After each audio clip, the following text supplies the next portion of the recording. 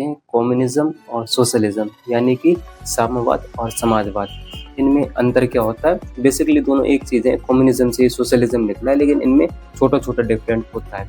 जैसे कि इसे समझते हैं पहले कम्युनिज्म।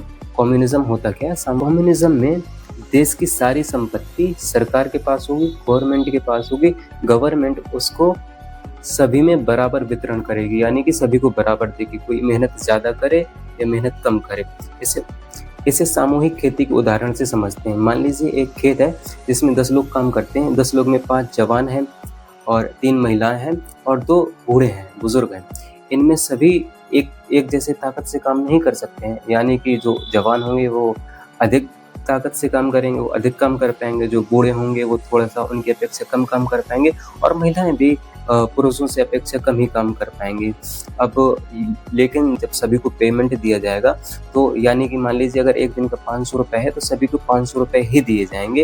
ये नहीं कहा जाएगा कि पुरुषों ने ज़्यादा मेहनत की है या जवानों ने ज़्यादा मेहनत की है तो उन्हें 600 दिए जाएँ, सभी को 500 ही दिए जाएंगे। ये कम्युनिज्म है। अब इसको और भी उदाहरण, जैसे कि आपने देखा होगा मंदिरों या गुरुद्वारों में जो भंडारा होता है, जो लंगर होता है, उसमें अगर खीर पूड़ी है तो सभी को खीर पूड़ी ही मिलेगी। तो ये भी एक उदाहरण है। अगला उदाहरण आप स्कूल से ले सकते हैं।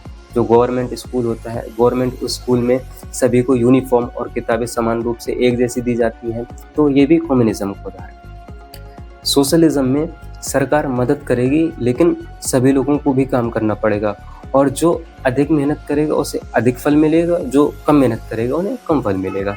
इसे समझते हैं कम्युनिज्म से ही निकला है। समाजवाद में प्राइवेट बिजनेस भी इंसान कर सकता है, लेकिन साम्यवाद में नहीं कर सकता है। साम्यवाद में पूरी संपत्ति गवर्नमेंट के पास। साम्यवाद और समाजवाद में अगर डिफरेंट देखें तो साम्यवाद जो बराबरी की बात करता है वो क्रांतिकारी तरीके से करता है, यही समाजवाद इसे लोकतांत्रिक तरीके से बराबरी लाने की बात करता है। और जो कम्युनिज्म है ये सिर्फ बराबरी की बात करता है, वहीं समाजवाद बराबरी के साथ साथ सामाजिक कल्याण की भी बात करता है।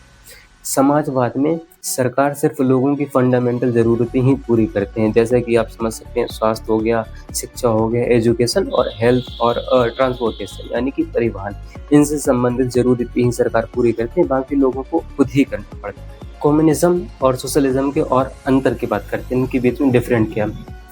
जैसा कि पहले डिफरेंट की बात करते हैं, इनका उद्देश्य, यानी कि कम्युनिज्म का उद्देश्य क्या है और सोशलिज्म का उद्देश्य। कम्युनिज्म का उद्देश्य है पूरी तरह से बराबरी लाना ताकि कोई अमीर और गरीब न रह सके। वहीं सोशलिज्म का उद्देश्य है अमीरी और गरीबी के बीच का अंतर कम करना और लोगों को उनकी मेहनत का फल मिल सके। अब बात करते हैं दूसरा, सरकार का रोल। पूरी इकोनॉमी सरकार के हाथों पर होती है, हर व्यक्ति सरकार पर निर्भर होता है। वहीं समाजवाद में सरकार जरूरी सुविधाएं पूरी करती हैं, जैसे कि हेल्थ और एजुकेशन, और इकोनॉमी को कंट्रोल करती है। कम्युनिज्म में कौन कौन से देश आते हैं? जैसे कि पूर्व यूएसएसआर, नॉर्थ कोरिया, जहां पर लोग पूरी तरह से सरकार पर निर्भर होते हैं। वहीं सोशलिज्म में भारत, कनाडा, स्वीडन, जहां पर सरकारी सुविधाएं भी हैं और लोग अपना बिजनेस भी करते हैं।